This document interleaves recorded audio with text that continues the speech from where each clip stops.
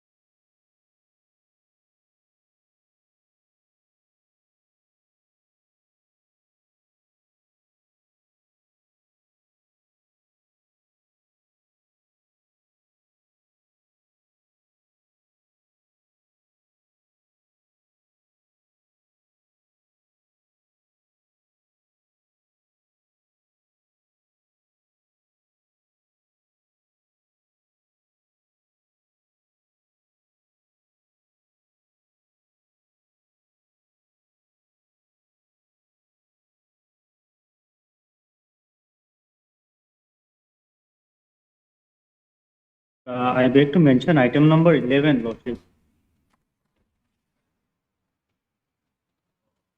11.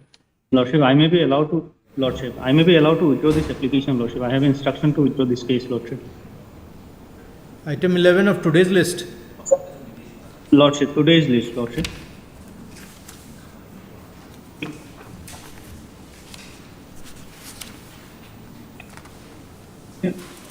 You are Mr.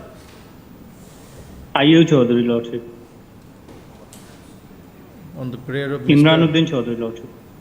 Mr. Ayu Chaudhary, learned counsel for the petitioner. The matter is dismissed as withdrawn. Lordship, deeply obliged, Lordship. Daily list for admission, item 1.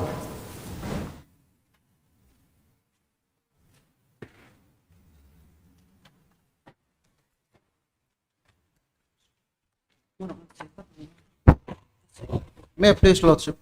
Yes. Lordship, as per order dated 23/04/2026, Lordship, this allowed to file the additional documents, Lordship. And Lordship, similarly, I filed the additional documents on 27/4/2026, Lordship. So, Lordship, yesterday I got the message from the respondent number 1 to 3 that the senior counsel is not well, so they will take adjournment, Lordship. Your Lordship, I appear on behalf of my senior CGC for respondent 1 to 3. We have submitted adjournment application yesterday due to personal difficulties.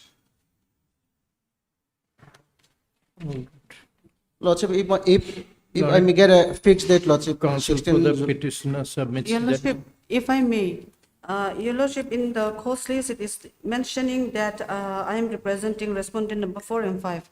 However, the respondent number 5 is a CADC, and I'm not representing the CADC, so I'm not sure whether the notice have been gone to CADC or not. Her learned counsel for the petitioner will submit that additional documents have been filed pursuant to the last order. Learned counsel for the, you're for respondent number? 4. No, 1 to 3. 1 to 3. Yes, Your Lordship. Respondent number 3, 6, adjournment on ground of personal difficulty of, whose difficulty? Your senior, huh?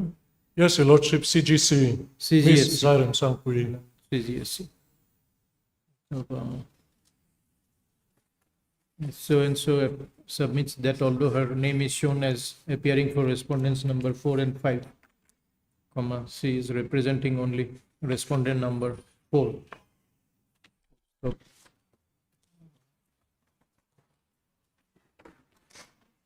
what about respondent number 5?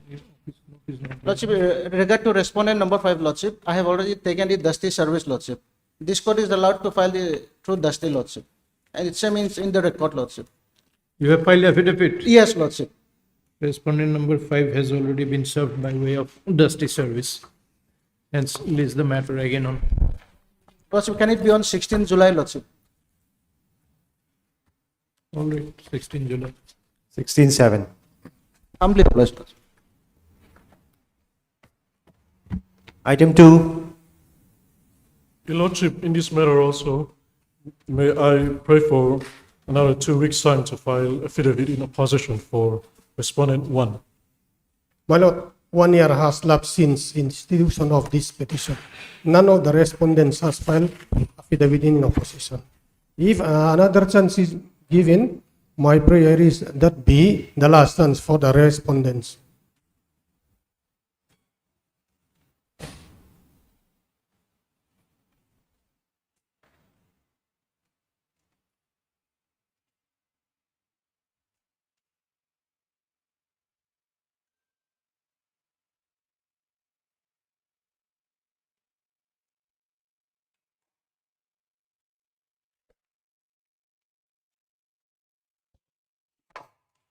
Have you received the instructions or not?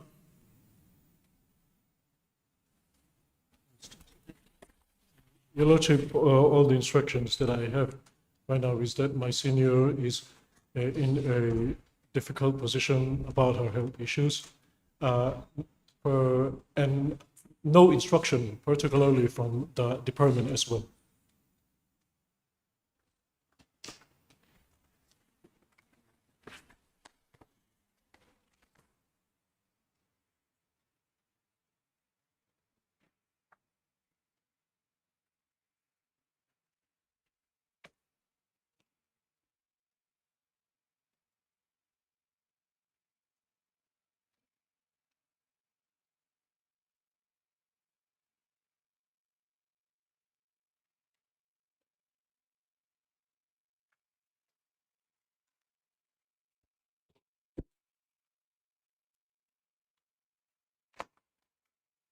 What does the matter pertain to? My lord, the petitioners are postgraduate specialists appointed engaged under AMRUT and PMAY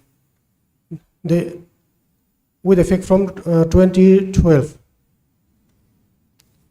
under CSS centrally sponsored scheme. They were respondent number one is the sanctioning authority who sanctioned money meant for remuneration of the petitioners.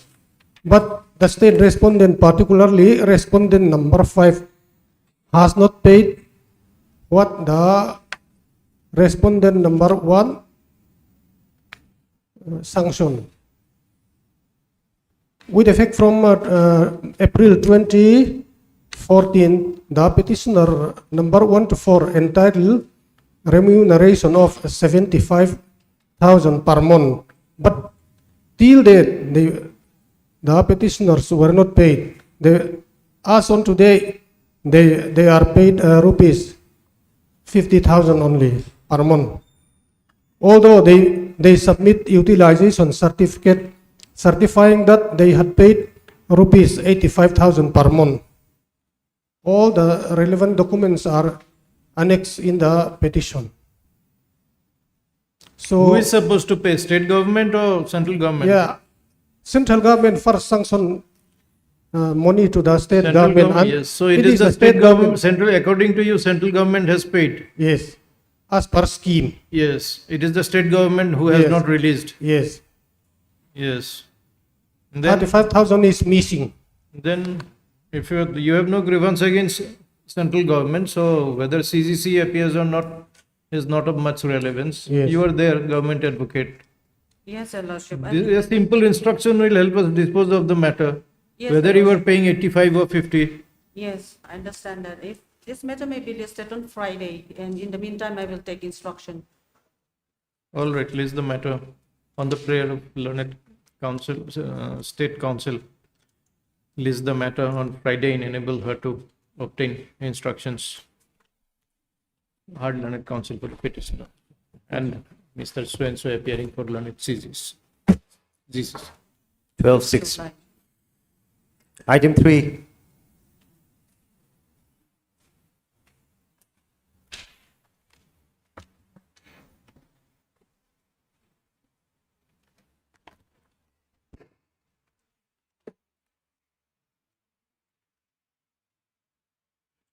Lordship, Yes. this regular second appeal, the appellant is challenging the impugned judgment and order dated 25/2/2026. Certified copy of which is at the first page.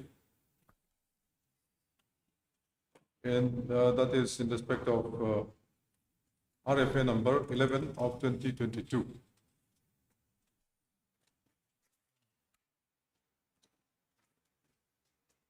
Lordship, turning to the pages of the judgment in RFA number 11 of 2022, if I take a Lordship to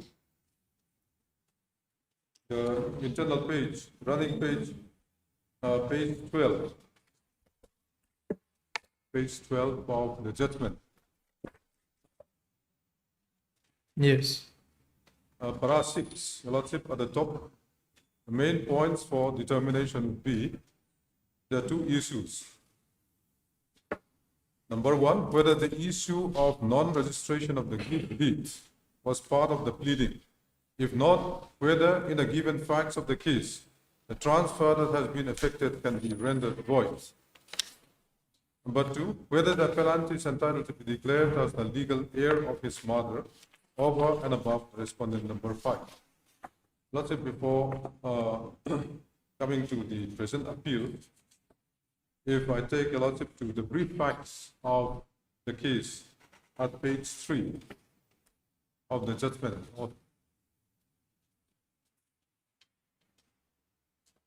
May I read the Lordship? Yeah, page. Brief facts at page 3.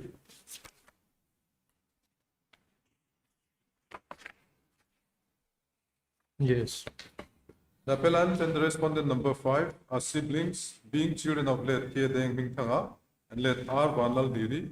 Appellant is the only surviving son, while the respondent number 5 is the youngest daughter. Both the appellant and the respondent are married and settled with their respective families. Late K. Deng Ming Thanga owned a plot of land under LSC number 738 of 1977, located at Wigwal South, Aizol. He apportioned the said land in favor of his wife, which was registered as LSC number AZL 3973 of 1986, covering an area of 185.65 square meters, and mutated in the name of his wife. Property in dispute is the land and building within the LSC number AZL 3973 of 1986. By virtue of a gift deed, that is in the vernacular, Munpek na lekha, executed by the deceased R. Vanlal Diri in favor of the respondent number 5, the land under LSC number SFL 3973 of 1986 was mutated in favor of the respondent number 5, and the land was subsequently sold to the Presbyterian Church, People South Aizol, and the land was mutated in the name of respondent number 5. On learning the same, the appellant was aggrieved by the said transfer of land, and on the ground, inter alia, that the alleged transfer of land is based on fabricated document, that he was the only surviving son and rightful heir of his mother, and that he has not left the main house by way of indang, and that he is living separately from the main houses because of the employment of his wife. Appellant filed a suit which was registered as civil suit number 28 of 2015 with a prayer for 1, declaring that transfer of land to the respondent number 5 was illegal and to reprocess the transfer of ownership in his name. 2, for permanent temporary injunction for restraining the defendant number 5 from selling the suit property. 3, to declare the plaintiff appellant as the owner of the suit land. Suit was contested by the respondent and the private respondent. The suit was dismissed by the impugned judgment and order dated 13/10/2020. And against that, the said RFA was filed. And even this RFA number 11 of 2022 has been dismissed by the learned lower appellate court. The Lordship, if I take a Lordship to the operative portion at page 15, the Lordship, para 11.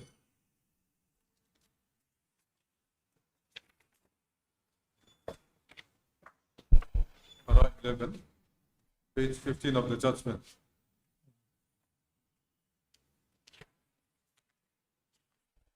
Yes. May I continue to read, Your Lordship? Upon perusal of the memorandum of appeal and the grounds stated therein, no challenge is made with regard to the decision of the learned trial court in accepting Munin Pegnalekha, by virtue of which the transfer was made in favor of the respondent number 5. Further, this court does not find any reason to interfere with the finding of the learned trial court, who had accepted the gift deed as genuine, based on the evidence that was collected during the course of trial. As mutation or registration alone does not confer title, it becomes necessary to decide on the issue of the right of inheritance of the plaintiff appellant over and above the respondent number 5. Further, one of the prayers of the plaintiff appellant before the learned trial court was, let an appropriate order be passed by declaring that the plaintiff, who is only son of the title holder, Srimati Vanlal Diri, is entitled to ownership over the land covered by litigant-in-person. So, this court has framed the issue regarding the right of the plaintiff appellant to inherit the landed property in question. Since the respondent number 5 and the appellant are both Mizo, the relevant law regarding inheritance would be the Mizo Marriage, Divorce and Inheritance of Property Act 2014. As per the pleadings of the plaintiff appellant, after he got married, he had to leave his parental home due to his employment of his wife, and that his permanent address continues to be the main house at 2 South. On the other hand, it is the case of the respondent number 5 that the appellant, after his marriage, had left the parental home by way of Indang in the year of his marriage itself, which is 1990. And since then, he has never resided in the main house. It was the desire of the parents to give a portion of the land to the respondent number 5, whom they have asked to stay in the building and look after them even after her marriage. The plaintiff appellant, in his examination in chief, deposed, since the year 2000, I reside at Champai by virtue of my wife's employment in government middle school. However, I do not have any intention to permanently stay at Champai. The said stay at Champai is only for a certain period of time. And I am the only son to inherit the family landed property put in the name of my mother, 3 South. And coming to the continuing para. So the main claim of the appellant is that he, being the only surviving son of the deceased, he is entitled to the immovable property in her name under LSC numbers and that he has not left his parental home by way of Indang. Indang means to establish a separate family.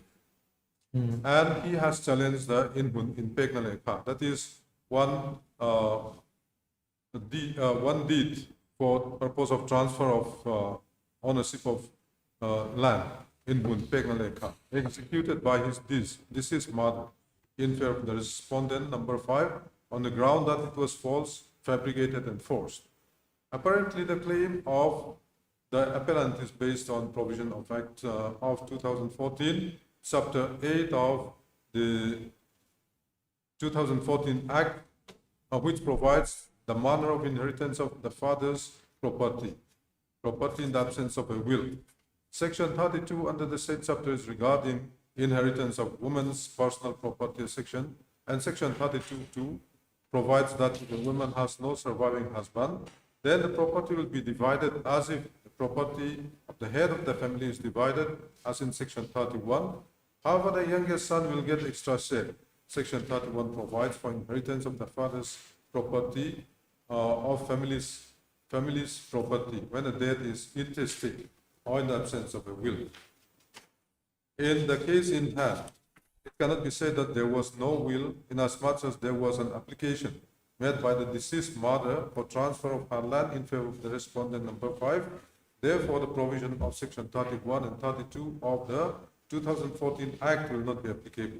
In other words, in the given facts of the case, the appellant cannot claim his right over and above the respondent or other legal heirs on the basis of the Act of 2014, inasmuch as the existence of an application for transfer of the land in question is an admitted fact. However, the genuineness of the same, which was challenged before the learned trial court, was decided against the plaintiff. Now, in view of all this, the decision was made against the appellant. And against this, the appellant has come before this honorable court in second appeal. Lordship,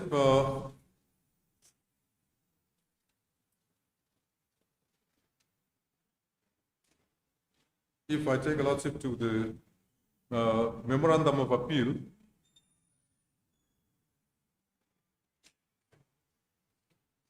one of the grounds which I have espoused at page 8, the lordship, ground number 2. what I have been saying is that for the purpose of transfer of immovable property from the owner to the other person, there has to be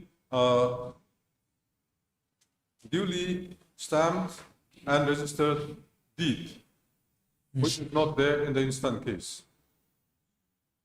It's compulsory under the Act of Registration that in the absence of duly stamped and registered gift deed or deed of conveyance for that purpose, transfer is illegal.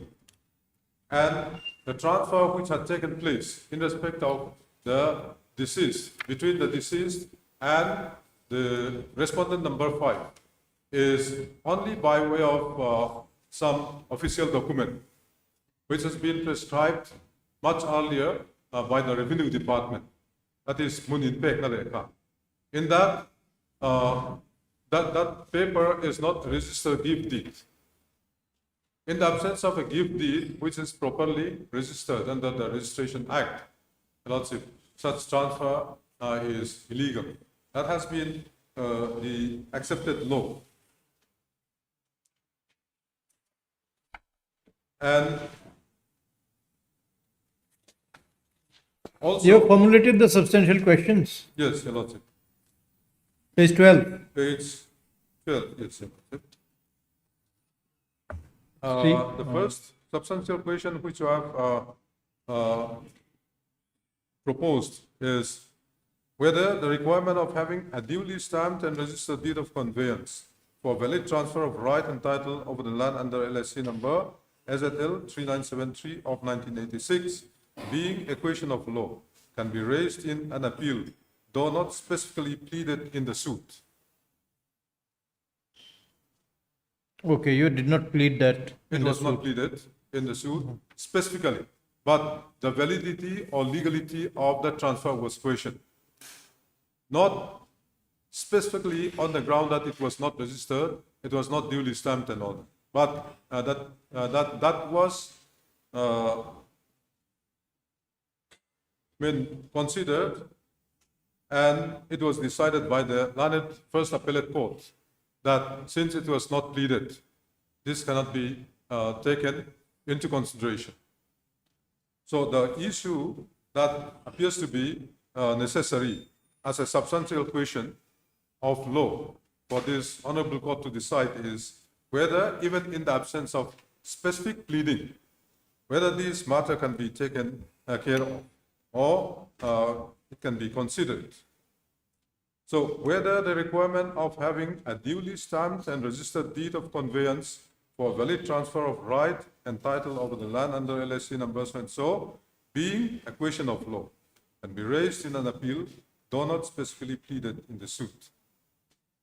Coming to second issue, second question, Lordship, whether Muninpek Nalekha purported to have been executed by Srimati Vanal Deri for the transfer of ownership of suit land under LSC number SZL so and so in favor of the respondent number 5 can be taken as a will made under Chapter 7 of the Mizo Marriage, Divorce and Inheritance of Property Act. And also there is a provision in the said act. If I take Lordship to Chapter 8 of the Mizo Inheritance of Property Act.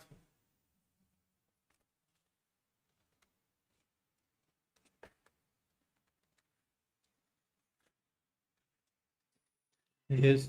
Yes, Lordship, Section 31, inheritance of father's property in the absence of a will. Before that, under Chapter 7, there's a provision under Section 29 regarding will. One has to execute a will. Under this Section 29, What is the meaning of this lekha? this lekha is, it is a document which usually was used by the Revenue Department for the purpose of transfer of ownership. But that was the practice of the government in the earlier times.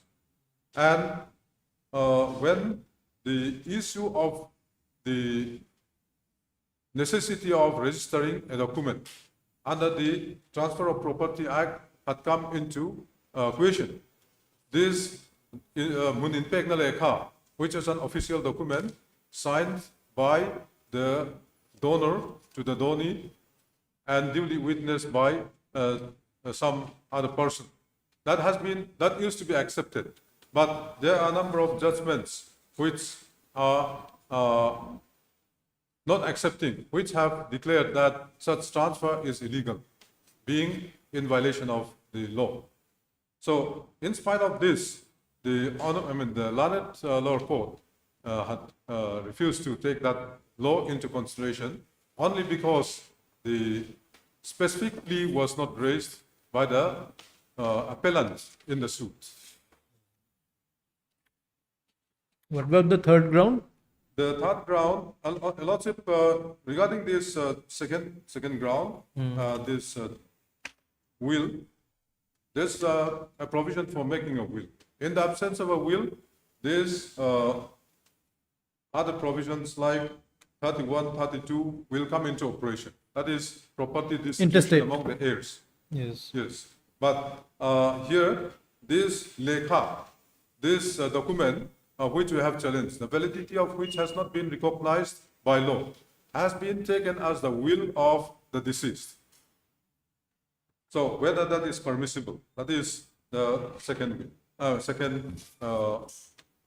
issue. And the third issue is whether the respondent number 5 would be held entitled to ownership of the suit land for having liquidated the PMRY loan by repaying a sum of rupees 1,81,825 and redeem the mortgage LSC number so and so without the knowledge and instruction from the appellant. So the appellant had taken a loan, PMRY loan, of rupees 1 lakh. And since that was not repaid for a number of years, the interest has accumulated and the total amount had come to 1,81,825, which, with oblique motive, the respondent number 5 had repaid without the knowledge and instruction of the appellant. And that mortgage property has been redeemed and it was in her possession. And for the purpose of transfer to be effected in her favor, that was placed before the revenue authorities. And the issue here is whether just because it was liquidated by her without the knowledge and consent or instruction from the appellant, whether it has become the property of the respondent number 5. But this issue was not decided, but this fact was highlighted. So, Your Lordship, on the basis of these three substantial questions of law, which has been proposed in this RSA, Your Lordship, the present appeal All may right. be admitted. Heard Mr. Joba, senior counsel assisted by. And so this regular second appeal has been preferred against the judgment in order so and so.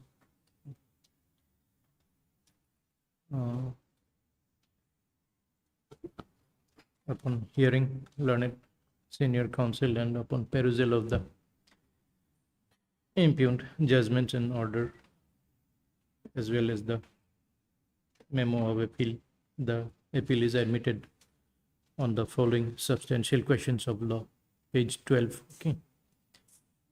Para 9, 1, 2, 3. After 1, you add, okay, though not specifically pleaded in the suit, although the legality and validity of the transfer was challenged. Okay.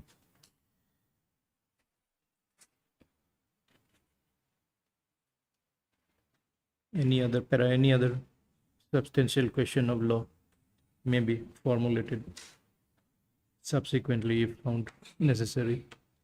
Full stop issue. Uh, Government is Lordship, government. 1, 2, 3, and 4. Yes, Who accepts notice? 1 to 4, government. Learned Five State is, Council accepts notice for respondents number 1 to 4. Copies already served. Yes, Copies have already been served on the said respondents. Issue notice to the respondents number 5, 6, and 7. Returnable in 4 weeks. List the matter again on. And call for the Lordship, I have an TCR. interim prayer Call for. for stay of the operation of the given judgment. When was it passed? It was passed on 25/2/2026. The impugned judgments shall remain state till the next date of listing. God bless. 14-7. Call for the TCR. Okay.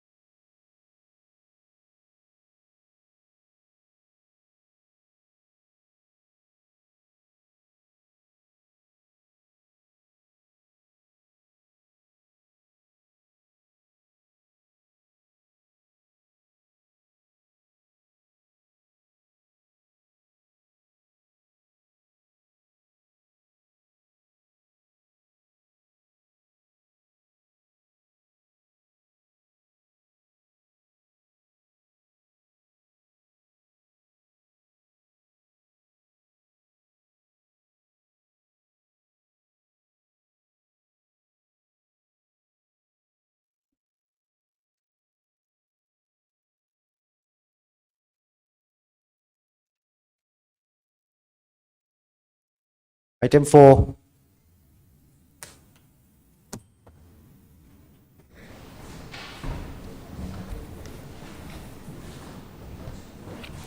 Yes. My lord, as for the last order given, we have complied with the order. We have served the notice via trustee mode, and even the activity was filed regard to that. Just a moment.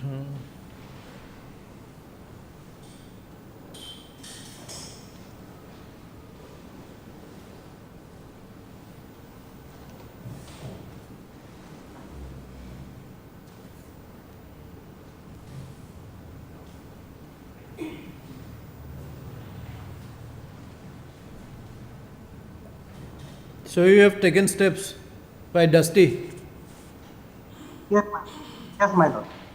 and filed affidavit? Yes. Yes, my lord.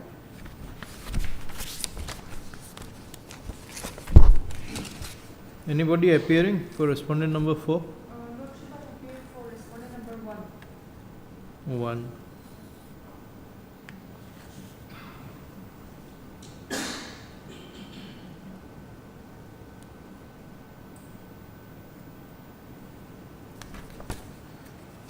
Already heard learned counsel for the petitioner.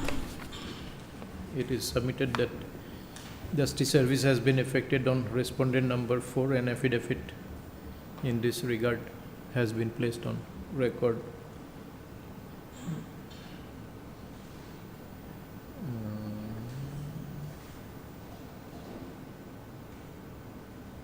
You said 1?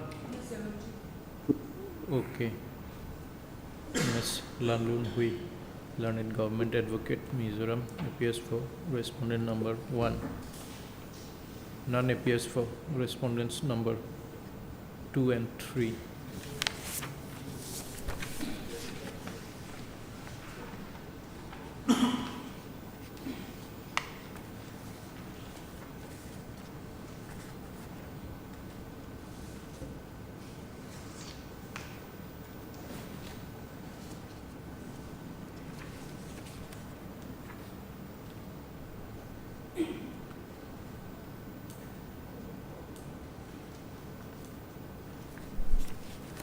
Any affidavit filed by you? Not yet, Your Lordship.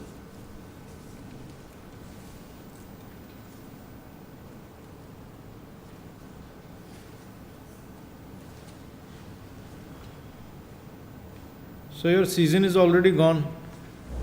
February, March, season for planting. My lord, another season is coming in on November Acha. this year. So, All right. yes. So are you filing anything? Lordship, I had not yet received any instructions. I will get the instructions. It is submitted by learned government advocate that she is yet to receive any instructions in order to enable her to file affidavit in opposition. Full stop. Considering the urgency of the matter, list the matter again in the next week, on which date learned government advocate shall apprise the court of the instructions received. 19.6. Item numbers 5 and 6.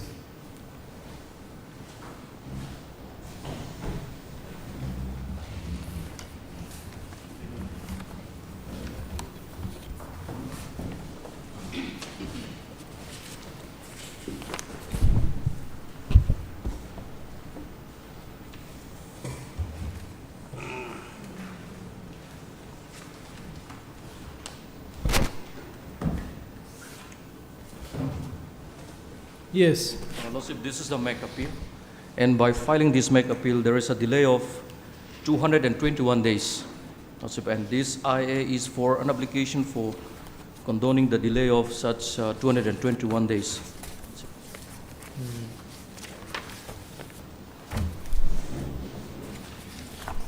And Lordship, it seems that notice upon the respondent number 1 and 2 is already completed, and we have filed the affidavit regarding the dusty mode, Your Lordship, service upon the respondents number 1 and 2, and the respondent number 3 is duly represented.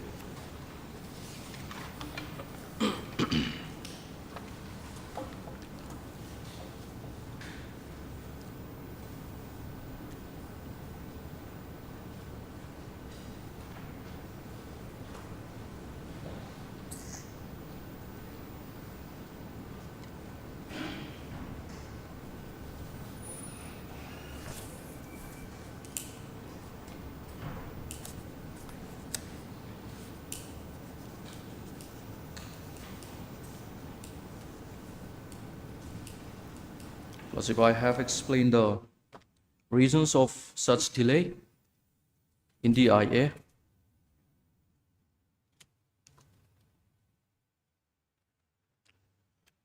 What is the delay, as you say? 221 days.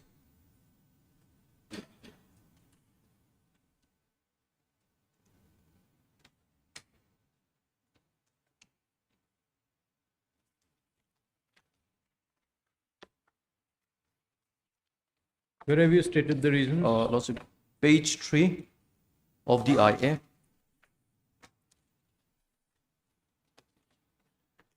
Starting from paragraph number 2A.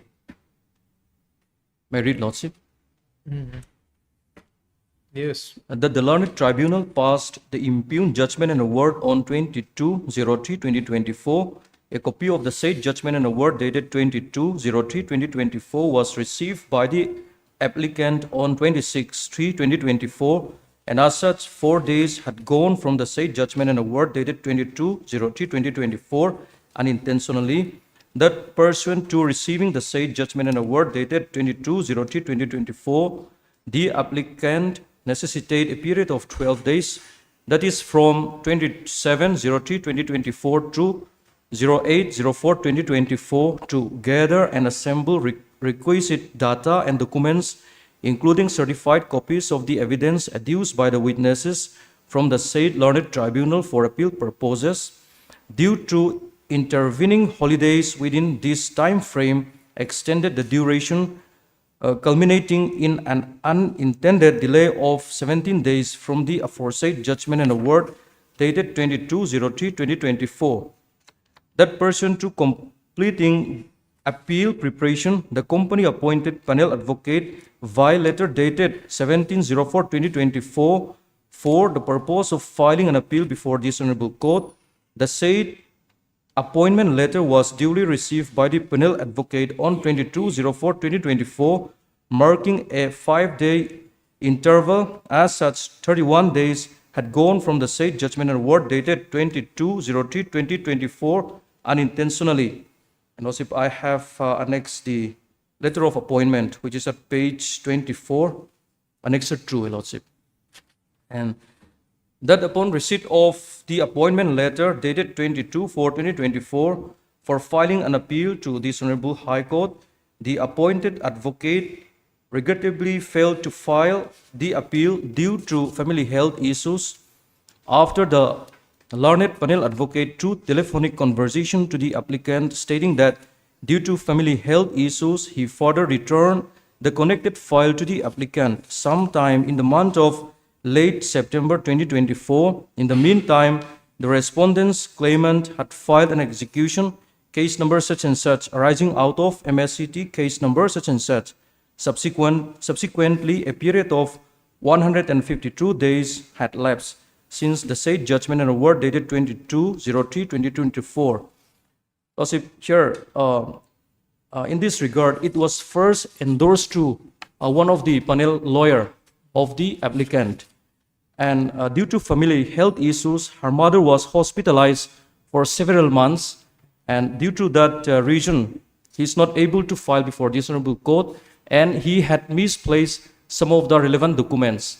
And because of that reason, he had returned to the office of the applicant. And thereafter, he had withdrawn from the said appointment, Your Lordship. And that pursuant to gathering requisite information, the company proceeded to appoint a new panel advocate for filing an appeal to the High Court on 26/9/2024. Subsequently, the appointed counsel received the necessary documents on 01/10/2024, thereby inadvertently causing a 193 days delay from the date of judgment and award dated 22/03/2024. And I have annexed the appointment letter. That the counsel for the applicant took 3 days, that is from 02/10/2024 to 04/10/2024, for drafting an appeal, and in the meantime, the learned panel advocate sent a letter to the applicant for furnishing a statutory deposit amounting to rupees 25,000, as the same is mandatory as per Section 173 of the MV Act 1988, and as such, 196 days had gone inadvertently from the date of judgment and award dated 22/03/2024. That the counsel for the applicant receive a statutory deposit in the form of check bearing number such and such on 4/12/2024, and as such 257 days had gone inadvertently delays from the date of judgment and award dated such and such. The counsel for the applicant diligently continued to prepare of the draft appeal from 5/12/2024. However, the commencement of the winter vacation from 14/12/2024 to 12/01/2025 resulted in the suspension of all court's activities due to the closure of the court. During this period, the court was scheduled to resume its functioning only on 13/01/2025, and as such, a period of 297 days had gone inadvertently from the date of judgment and award dated 22/03/2024. As if during this winter vacation, the chamber of the panel advocate is also closed. That the panel advocate had applied for certified copy of the impugned judgment and order dated 22/03/2024 in a folio format for the purpose of filing an appeal before this honorable court on 21/01/2025, and as such 305 days had gone inadvertently from the date of judgment and award such and such. That the panel advocate took leave from 22/1/2025 to 04/2021/2025, and the aforesaid certified copies of the impugned judgment and order dated 22/03/2024 in a folio format for the purpose of filing an appeal before this honorable court was furnished to the learned panel advocate on 27/01/2025, and as such 311 days had gone inadvertently from the date of judgment and award dated 22/03/2024. That since, as per Lordship, this section is a typing mistake on the part of the panel advocate, Lordship, I apologize for that. That as per section, it should be 173 of the MV Act 1988. The prescribed period for filing an appeal before this honorable court is 90 days. After applying the said section, the total number of days delay as on today, that is the date of filing, 27/1/2025, is 221 days. The above sequence of events clearly indicates that there was no intentional or willful negligence on the part of the applicant in filing this appeal belatedly. Then the delay was due to procedural checks, administrative processes, unforeseen circumstances, and personal difficulties faced by the counsel, Lordship.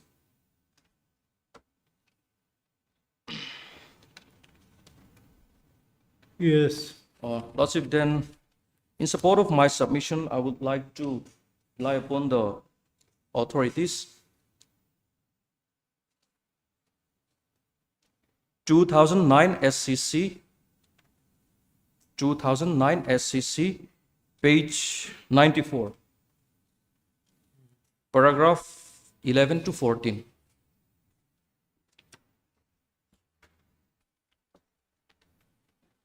Paragraph 11 to 14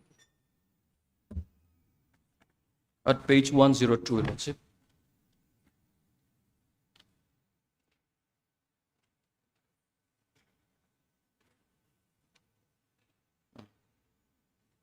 May I read, Lordship? Page 102, paragraph 11. Power to condone the delay in approaching the court has been conferred upon the courts to enable them to substantiate justice to parties by disposing of matters on merit. This court in such and such held that the expression sufficient cause employed by the legislature in the Limitation Act is adequately elastic to enable the courts to apply the law in a meaningful manner which subverts the ends of justice. That being the life purpose for the existence of the institution of the courts, it was further observed that a liberal approach is adopted on the principle as it is realized that, number one, ordinarily a litigant does not stand to benefit by lodging an appeal late. Refusing to condone the delay can result in a meritorious matter being thrown out at the very threshold and cause of justice being defeated. As against this, when delay is condoned, the highest that can happen is that a cause will be decided on merits after hearing the parties. Every day's delay must be explained does not mean that a pedantic approach should be made. Why not every hour's delay, every second's delay? The doctrine must be applied in a rational, common sense, pragmatic manner. When the substantial justice and technical considerations are pitted against each other, the cause of substantial justice deserves to be preferred, for the courts, for the other side cannot claim to have vested right in injustice being done because of non-deliberate delay. There is no presumption that delay is occasioned deliberately or on account of culpable negligence or on account of malafides. A litigant does not stand to benefit by restoring to delay. In fact, he runs a serious risk. It must be grasped that judiciary is expected not on account of its power to legislate injustice on technical grounds, but because it is capable of removing injustice and is expected to do so. At paragraph number 12, on the next page, it is notorious and common knowledge that delay in more than 60% of the case filed in this court, be it by private party or state, are barred by limitation, and this court generally adopts liberal approach in condoning of delay, finding somewhat sufficient cause to decide the appeal on merits. It is equally common knowledge that litigants, including the state, are accorded the same treatment and the law is administered in an even-handed manner. When the state is applicant praying for condonation of delay, it is common knowledge that on account of impersonal machinery and inherited bureaucratic methodology imbued with the note-making, file-pushing, and passing on the buck egos, delay on the part of the state is less difficult to understand, though more difficult to approve. But the state represents collective cause of the community. It is axiomatic that decisions are taken by officers, agencies, proverbially at slow pace and encumbered process of pushing the files from table to table, keeping it on the table for considerable time, causing delay, intentionally or otherwise, is a routine. I may jump to paragraph 13, set the next page, 104.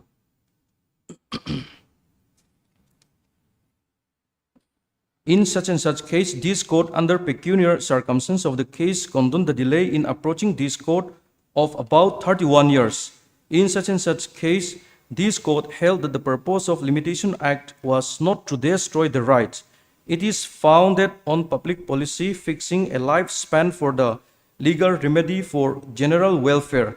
The primary function of the court is to adjudicate disputes between the parties and to advance substantial justice. The time limit fixed for approaching the court in different situations is not because of the expiry of such time a bad cause would transform into a good cause. The object of providing legal remedy is to repair the damage caused by the reason of legal injury if the explanation given does not smack of malafides or is not shown to have been put forth as a part of the dilatory strategy. The court must show utmost consideration to the suitor. In this context, it was observed, if I may skip this part, and at paragraph 14, Your Lordship, looking into the facts and circumstances of the case as noticed earlier with the object of doing substantial justice to all the parties concerned, we are of the opinion that the sufficient cause has been made That out is by under that case. Yes, Lordship. Here it Yes. says that, Lordship, yes, here it says that a liberal approach should be adopted in the application for the continuation of delay, Lordship. And in another case, Lordship, which is 2023 10 SCC, 2023 10 SCC 531,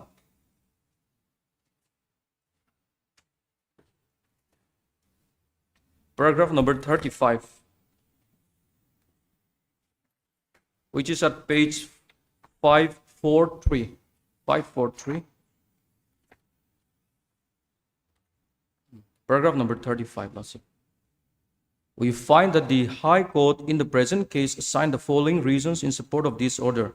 The law of limitation was founded on public policy, and that some lapse on the part of the litigant by itself would not be sufficient to deny continuation of delay, as the same could cause miscarriage of justice. The expression sufficient cause is elastic enough for courts to do substantial justice. Further, when substantial justice and technical considerations are pitted against one another, the former will prevail. It is upon the courts to consider the sufficiency of cause shown for the delay. The length of the delay is not always decisive while exercising discretion in such manner if the delay is properly explained. Further, the merits of the claim were also to be considered when deciding the application for continuation of delay. Lordship, here the apex court that says that merits of a claim were also to be considered while deciding the application for continuation of delay. Lordship, in my case, the merit of the case is there is a statutory defect. This has been, the policy is an act-only policy, and that this is where the unnamed passengers. So no premium was paid to the unnamed passengers, so the policy does not cover the deceased. So, Lordship, if the delay is not condoned, then there would be a miscarriage of justice. So, and one more authority, which is rendered by the coordinate bench of this court, Lordship.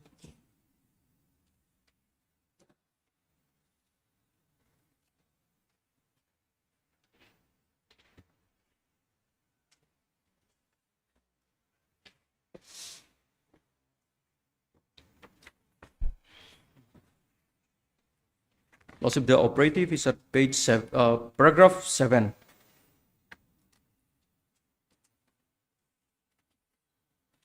Paragraph 7. On considering the grounds of delay made by the applicant, this court finds that while the applicant has given reasons, the same do not indicate that the applicant has been diligently pursuing the filing of the appeal. Be that as it may, this court, on considering the fact that the deceased was the borrower of the motorcycle, the deceased has to be deemed to have stepped into the shoes of the owner of the motorcycle as held by the apex court in such and such. In view of the awarding of compensation by the learned MSCT to the respondent claimants under Section 163 of the MV Act 1988, this court is of the view that unless the delay is condoned, a grave miscarriage of justice may take place. In the state of such and such reported in the 2005 3 SCC 725, the apex court has held that if refusal to condone the delay results in grave miscarriage of justice, it would be a ground to condone the delay. In order to ensure that there is no grave miscarriage of justice, this court is of the view that the impugned judgment has to be looked into, keeping in mind of the judgment of the apex court in the such and such case, Lordship. Here in my What case is the also, great Lordship, miscarriage of justice caused in your case? Lordship, here in my case also, the insurance policy is the act-only policy. No premium was paid to the unnamed passengers. If the continuation of delay is not allowed, Your Lordship, there will be a miscarriage of justice. So, it may have same footing, Your Lordship. Is the passenger? He's a passenger, unnamed passengers. It's a act-only policy. So the insurance policy does not cover the passenger since no premium was paid. So if the continuation of delay is not allowed, Your Lordship, there would be a miscarriage of justice. So with my submission, the application for the delay of 221 days may be allowed, Your Lordship. Yes. May it please, Your Lordship. Well, in the present case, there's a delay of 221 days. Not 2000. Yes, Your Lordship. So, my learned friend has made some submissions regarding there a possibility of arising a miscarriage of justice. I apologize. That is not the intention of the legislative intent of the Limitation Act. What is important is whether there was sufficient cause in explaining the delay. That is what we are concerned with, and nothing more, nothing less. The merit of the case at this point of time is irrelevant. Now, as far as the present case is concerned, my learned friend has gone into depth in explaining the delay. Now, I'll go one by one with his grounds from page 3 of his application at para 2A. Actually, I'll start with para 2C. Out here, Your Lordship, my learned friend has stated that the appointed advocate had some medical emergency in the family, as a result of which he had to return the brief to the company. Now, there is suppression of material facts out here. And unfortunately, the applicant has not come with clean hands before this honorable court. In this regard, number one, there is no documentary evidence to show that there was some medical emergency in this family. Be that as it may. Coming to the documents, the very documents issued by the applicant to the new advocate, to the present advocate, at page 26, annexure 4. These are not his medical documents. Understood. It is the Understood. advocate's medical documents. Correct. Why will the advocate give it to him? No, my lord. They belong to the same company. No. As per the submission of my learned friend, it was the family member of the previous counsel who, as a result of which he had to return the brief. To the family member, not Correct. even the advocate. Be that as it may, Your Lordship. I accept. Let's say we accept what are the reasons for the explanation. Let's go by that. I'm not saying that they're saying anything otherwise, but that is the excuse that they've put forth before this honorable court. But if we turn to page 26 of his application at annexure 4, this is the internal communication between the applicant and their present advocate. It's Page? clearly written. Page 26, annexure 4.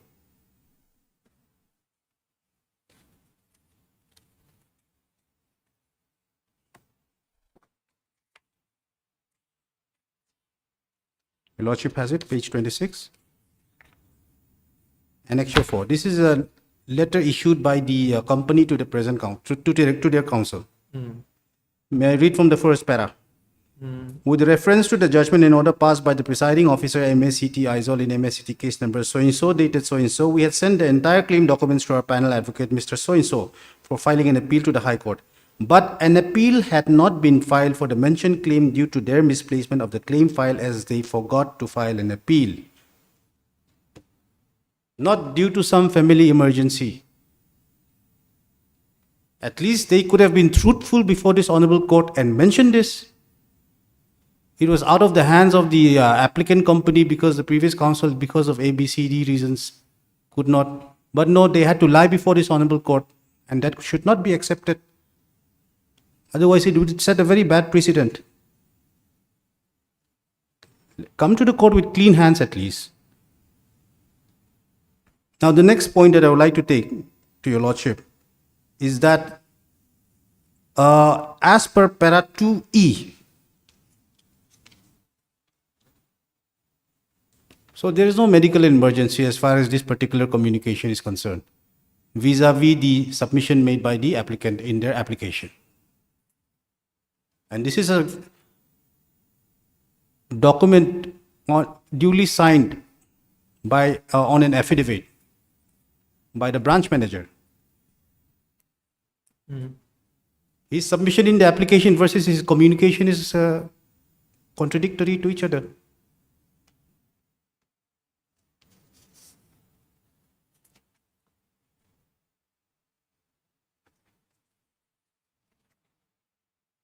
So the reason for change in the council was because of that.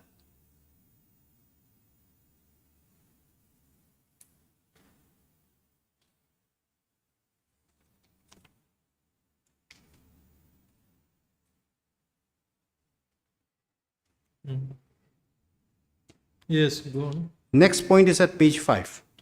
At para 2E, it is submitted that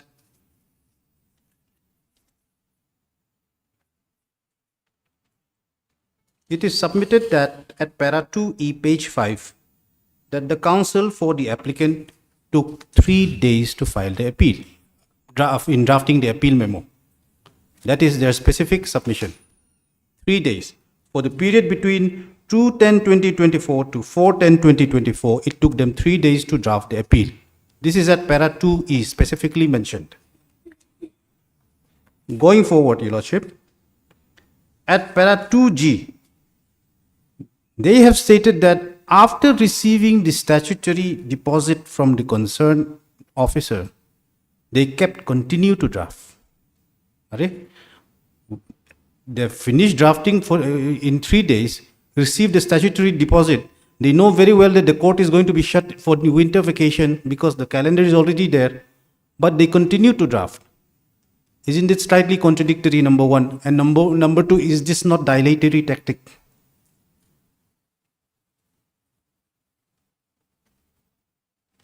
The next point that I would like to take Your Lordship to is at page 29. Page 29 of their application.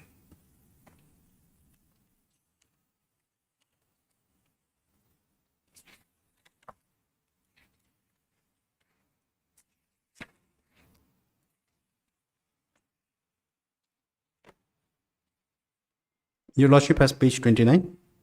Yes. This is a communication between the counsel and the applicant insurance company. As the address can be seen, Your Lordship, it is addressed to the Senior Divisional Manager, National Insurance Company Limited, ISOL. Date is 30th of September 2024. 30th September 2024. Yes. If we turn to the next page, statutory deposit is issued to the concerned advocate on 27/11/2024 by the ISOL office again. So there is an unexplained delay of 57 days. Had it been a different city or had it been a different district within Mizoram, I understand. But we are staying in the same city. Why there is a delay of almost 2 months?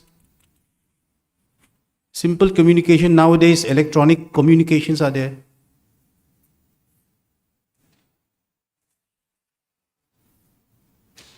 So again, out here, for the period when the first request for statutory deposit was made on 30th of September 2024, to when it was finally received by, finally it was issued on 27 November, there was an unexplained delay of 57 days.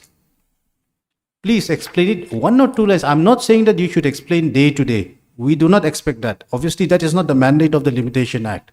But there should be at least some explanation, in order to justify the explanation to come within the ambit of sufficient cause. Now, lastly, Your Lordship, and lastly, the last point that I would like to point out is, as per para 2D, the new council, as in the second council, was appointed on 26 September 2024. This is at para 2D. Communication is also there at annexure 4, page 26. 26/9/2024, new council was appointed for filing the appeal and taking necessary steps. Now, we all know very well that the first step for filing a regular first appeal is to apply for a certified true copy. When the appointment was made in the end of September, why was the certified true copy only applied on the 21st of January 2025, which is after a period of 118 days? Please explain that. Now, combining the unexplained delay of 118 days and 57 days, the total number of unexplained days of delay comes to 175.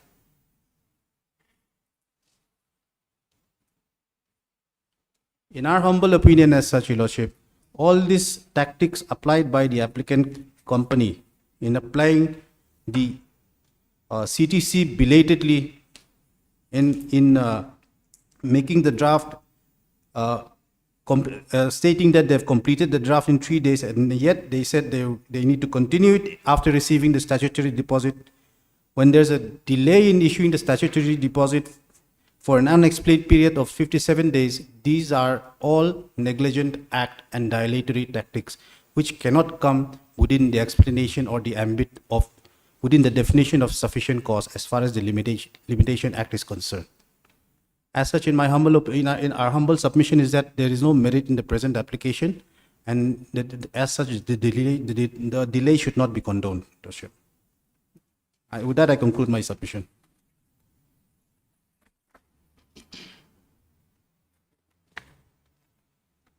Lordship, if I may allow, then I may be make some more reply.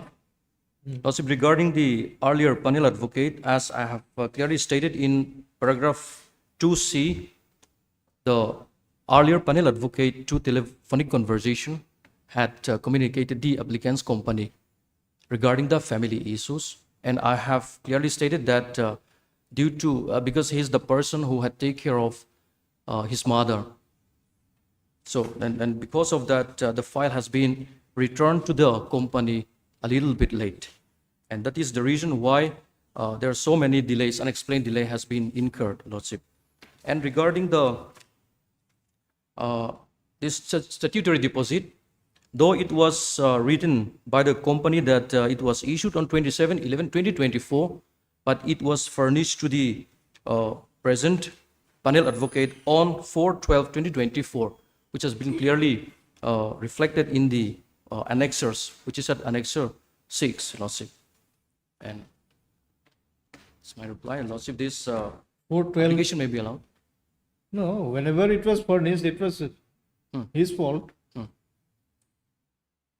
You say it was furnished later than what was said there. Lordship, yes. Which page are you referring to? Lordship, I'm referring to this page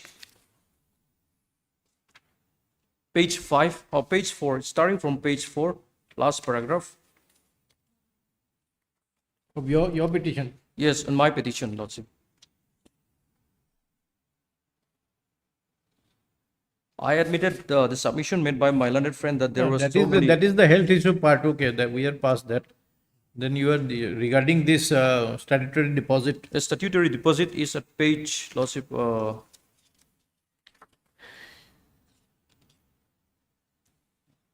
page 30.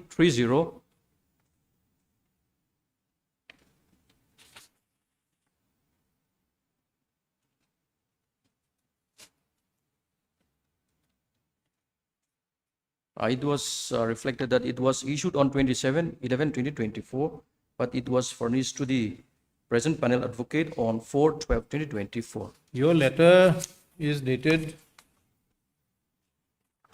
30 Lordship, yes. 09. Lordship, yes. 13/09/2024. And you received it on 27/11 according to this document, page 30. It's true, Lordship. This is based on the documents. But you state a different date in your So petition. I have received on 4/12/2024. Lordship, the company had issued on 27/11/2024 from the divisional manager ISO.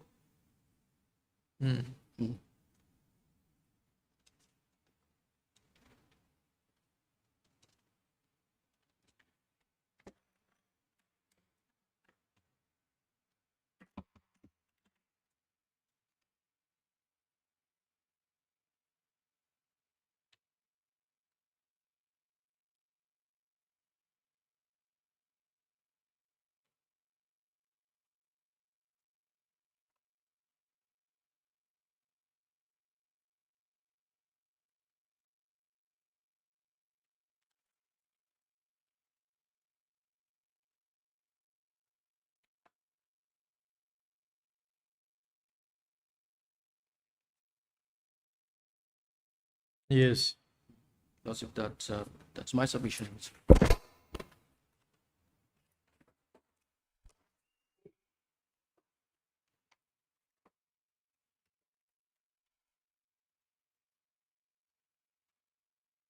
We will pass all this.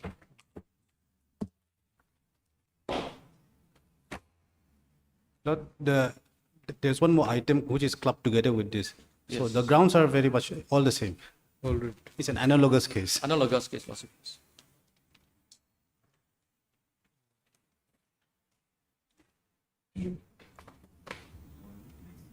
Yes, yes. All right. Similar. Yes. Give these citations.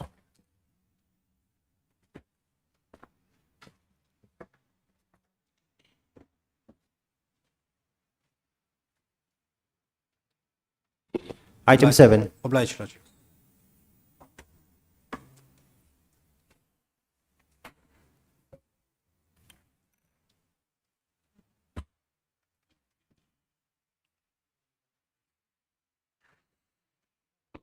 Lordship, this is a criminal appeal against the acquittal order passed by the learned CJM Champai.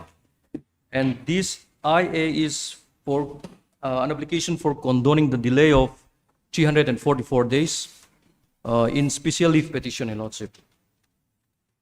This is the foreign cigarette case. The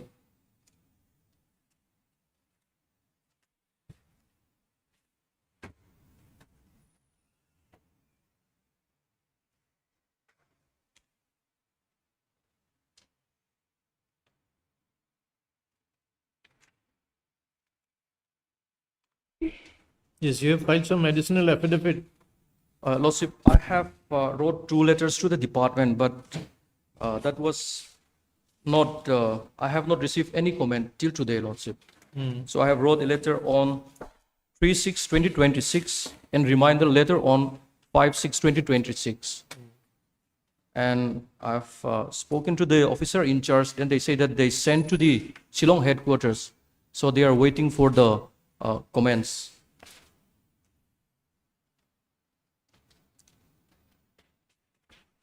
So if your lordship permits me, then I may be given another chance.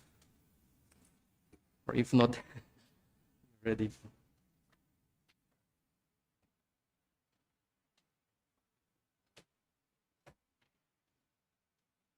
Earlier, there was an observation by this Honorable Court that there was unexplained delay around 3 months from 5/7/2024 to 17/7/2020. Yes, 2024. What is the order about? Which is under challenge? What is that? Acquitting in what case? In the foreign cigarette case, Your Lordship. Huh? Foreign cigarette. Foreign cigarette. Lordship, yes. This is the customs case.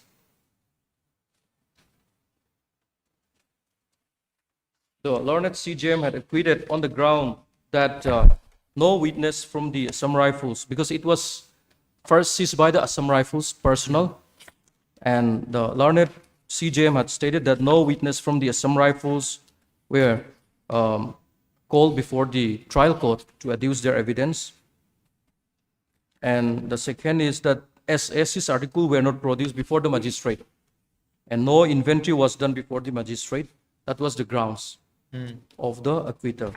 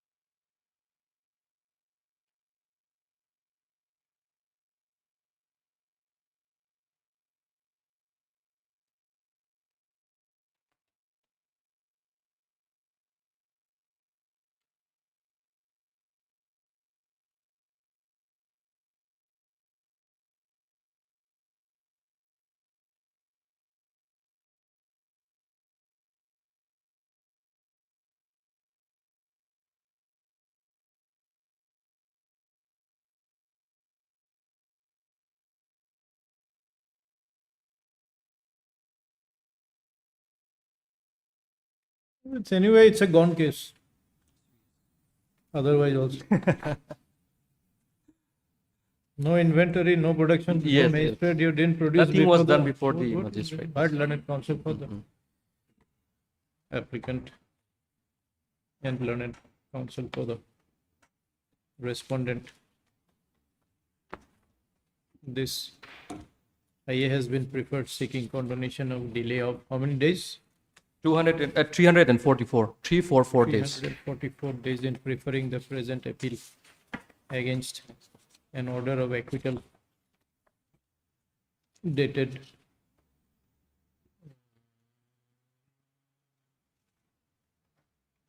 25/01/24 passed by the learned CJM Sampai in criminal complaint number 16 of 2022. Full stop.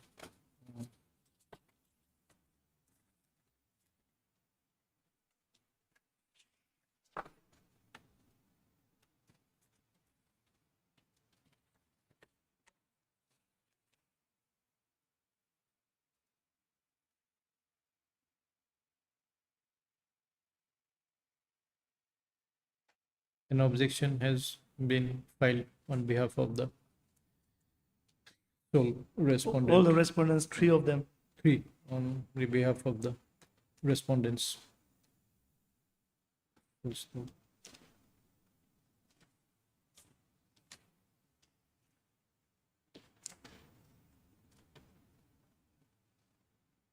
Para. It is stated that due to bona fide and inadvertent reasons, there has been a delay in preferring the connected appeal. Full stop. The reason shown in the instant IA is that the copy of the impugned judgment and order dated 25/01/24 was received by the Office of the Assistant Commissioner, Customs Division, Aizawl, on 15/3/2024. That is after a delay of 51 days. But there is no explanation for the said delay or as to why no certified copy was applied for earlier.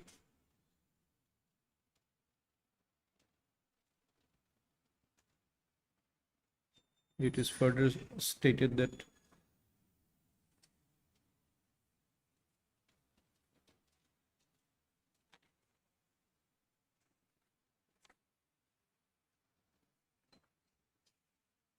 on 5/7/2024, the Office of the Assistant Commissioner, Custom Division, issued a letter requesting legal opinion from the Department Counsel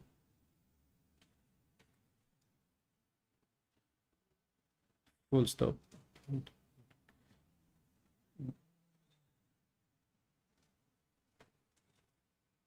This indicates that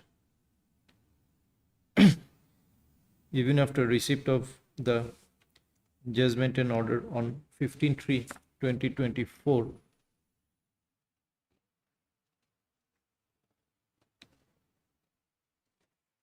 there has been a delay of more than 3 months only for in seeking legal opinion, which also remains unexplained.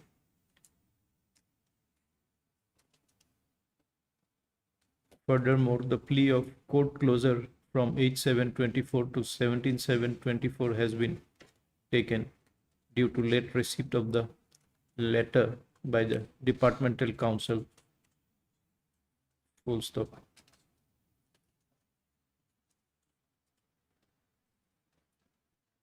Para, in the considered opinion of this court, none of the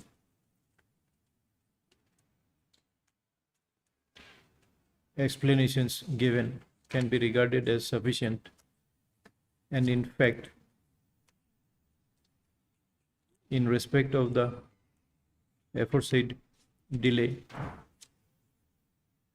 aforesaid part of the delay, no specific explanation whatsoever is available. Para, since the aforesaid portion of the delay remains unexplained, the remaining part of the explanation for the remaining part of the delay need not be taken into consideration by the court. Para, further having regard to the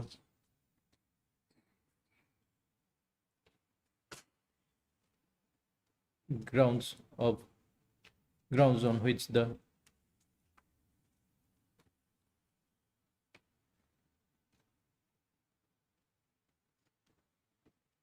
case before the learned CJM was decided in favor of the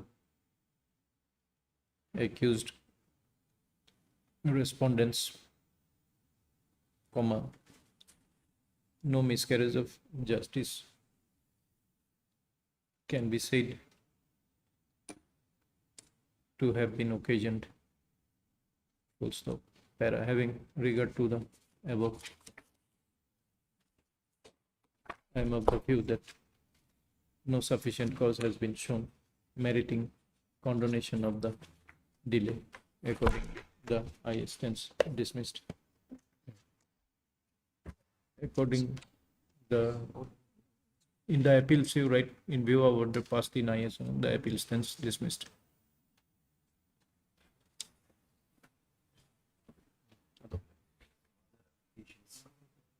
What about the other applications? The other application is Lordship, Acquittal is on the same grounds. on the same ground. Acquittal of the accused respondent is on the same grounds. No, this, The other The other applications, all three, they filed separate appeals. Lordship, I was confused, my lord. So far as item number 7 is concerned, Item This- 7 is, we have just done. IA to 27 of 25, right? yes, my lord. That is connected to criminal appeal 1 of 25. Yes, my Your lord. Lordship. Yes. Okay, that is done. Hmm. Then IA 1 of 25 in criminal appeal. What is this criminal appeal? Same criminal appeal. Same What is the criminal IA? Appeal, Lordship. IA is about what? Leave, special leave. Special leave Okay, petition, in that you write 1 of 25 in view of order passed in IA number so and so, first one, 27 of 25. This I stands dismissed. Then what is IA I'm 26 of sorry, I'll 25? clarify, my lord. I apologize, my lord. This IA1 2025 is in respect of delay condonation for the leave. Okay, same order. Same Anyway, order, Lordship. same order. And what is this last one, 26? 26 is the leave application. Okay, all right, same order. Same one. Item 8. Lordship, item 8 is also more or less the same. This is dry arecanut case. The explanation are more or less the same, Your Lordship.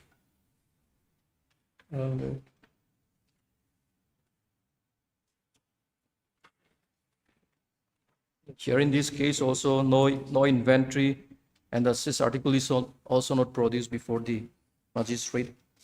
But the dates will be different, I believe. It's different, Lordship.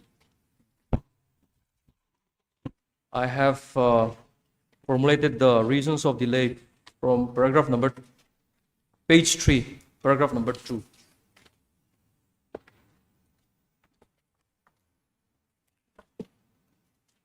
Page 3, paragraph number 2. A to U. A to U.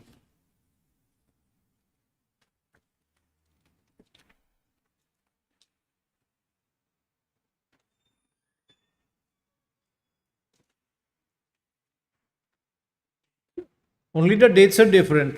Dates are- Otherwise, explanations are the same. More or less the same, Your Lordship, frankly speaking. Because here also we have received the judgment and order very late. So I have annexed the extract copy showing that the date of receipt, because they have sent to the post office the judgment and order. Who? So 131 Who has days. sent to the post office? Yes, yes. So because of that reason, So 131 days was gone. And others, legal Counsel is opinion, there, judgment is pronounced in open court. in an open court, Your Lordship, the can reason you is say that, yes, the reason is that there is no special PP at Champai. So I used to travel to Champai on the court He's days. also representing Yes. the custom in that during trial. Yeah.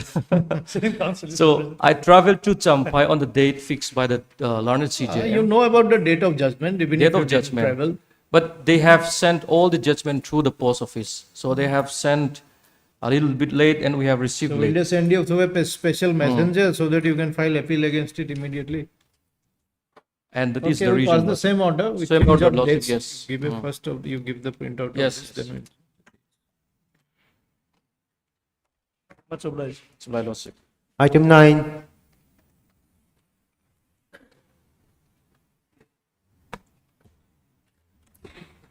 May I please, Your Lordship, my lord. Photocopy of trial court record has been received. So the matter may be upgraded to hearing list. parties have My lord. entered. My lord, before we continue, may I make one small submission? After we make an appearance before this case, no proper admission hearing was conducted, my lord. No? No proper admission hearing was conducted, and I intend to challenge this, a particular appeal. We can't on- go back now, it is No, admitted. my lord, yes, but this is, the appeal is from a certificate dated 2020, my lord. They filed an appeal after expiry of 5 years, my lord. That is why there is a great delay, my lord.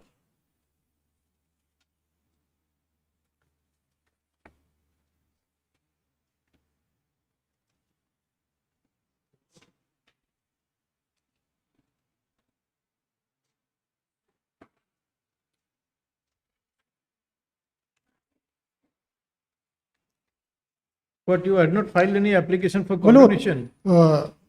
relevant factor for that delay is that from the date of knowledge of the impugned order, Whatever, by which heirship certificate was issued.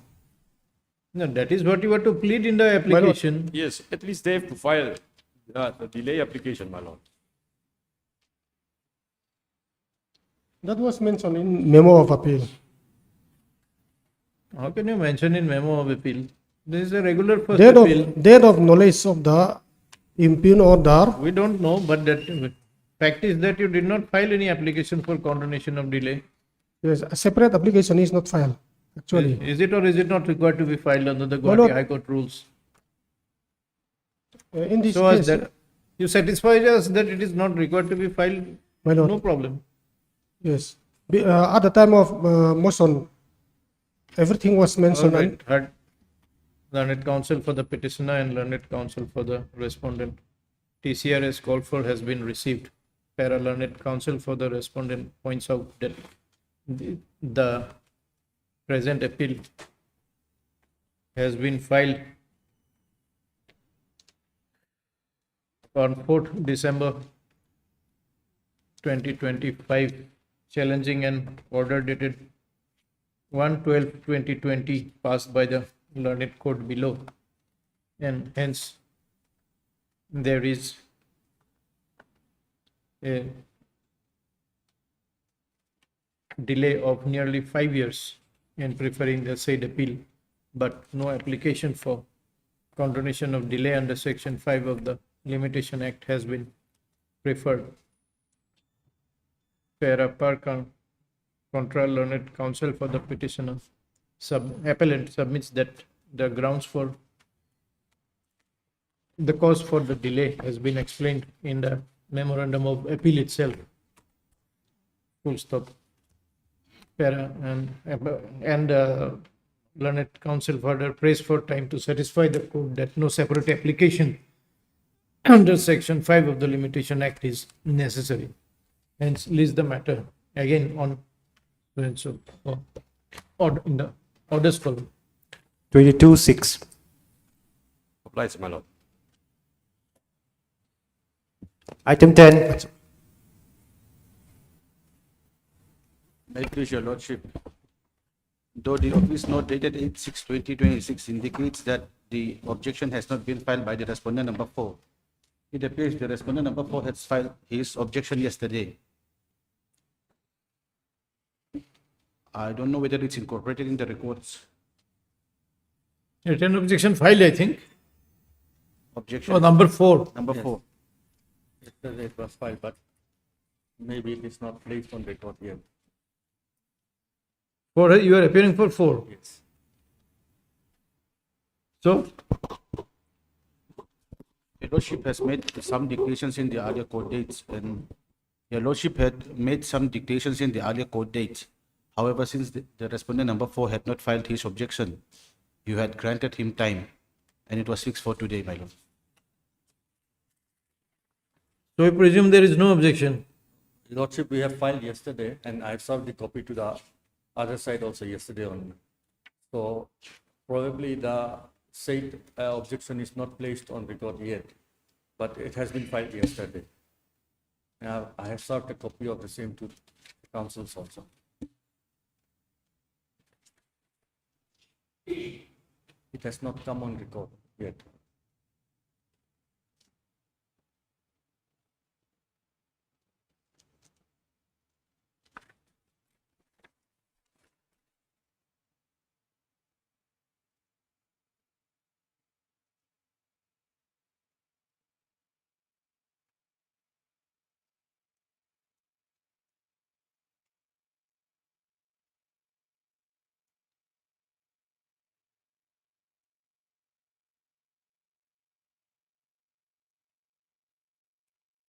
Okay, heard learned counsel for the petitioner. Learned counsel for respondent number 1 and 4. Where are 2 and 3 are not? They are deemed to be served. Deemed to be served. Yes, my lord.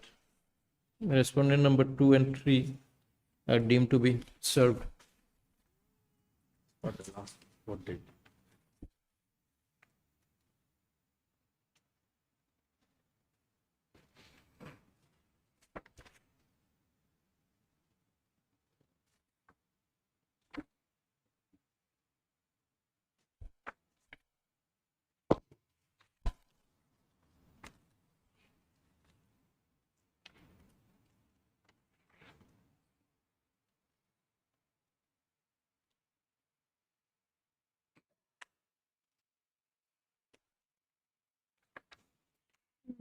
Two and three, there is says notice was served, but ID card has come back in respect of one only, two only, three only. Sorry.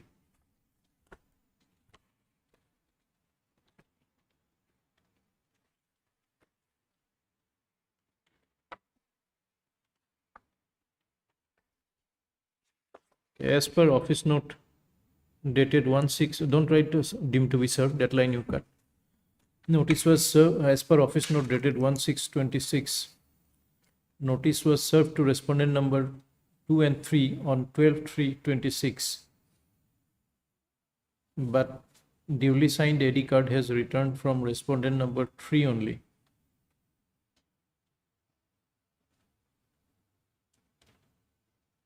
Registry to verify service of notice on respondent number 2 and put up with note on the next date fixed. Learned counsel for respondent number 4 submits that objection has been submitted and the same may be called for. Hence, list the matter again on next week, we did 19/6. along with the objection filed on behalf of respondent number 4. Your name has been shown. Yes. Obliged, my lord. Item 12.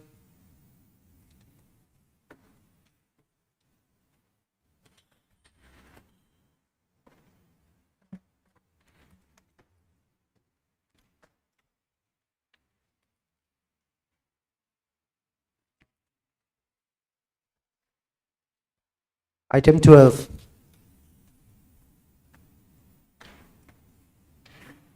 Yes. My lord. We have received instruction from our client. We will withdraw our power, and new You council have to will file be appointed. application. Sorry, my lord. You have to file application Eh, for withdrawing. yes, You are Mr. Murmu. yes, my lord. Mr. Ram Murmu, learned counsel for the appellant, submits that he has received instructions to withdraw his wakalatnama.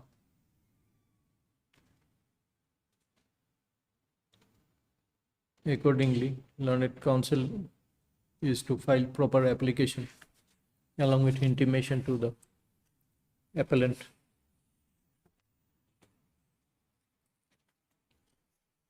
List the matter again after 4 weeks. 16.7. Item 13. May I please, Your Lordship? Lordship, if paper book may be at the cost of the appellant, paper book is required, Lordship, in this case.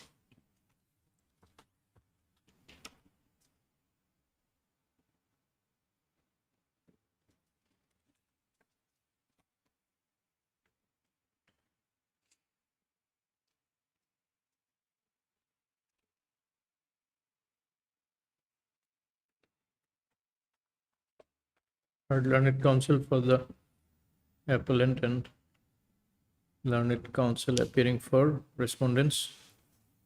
Respondent number 1, my lord, on behalf of my senior Mr. Bilaram Enga. One, and there are other respondents also, no? Yes, Respondents 2 and State 3, my lord, respondents. for Samuel Valercieta. Also respondents number 2 and 3. TCR as called for has been received. Registry to prepare paper book at the cost of the appellant. List the matter again after. 14.7. Deeply obliged.